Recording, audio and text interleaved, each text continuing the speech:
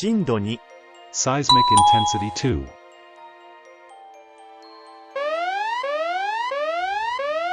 福島で地震、予想震度0。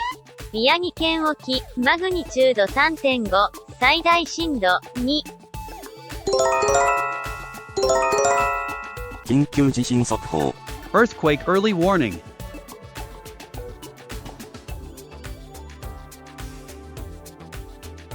マグニチュード 3.7。第3波受震。震央。宮城県沖。深さ 70km。現在地の予想震度。0.0。主要島はすでに到達している模様。震度0、岩手、山形、宮城、福島。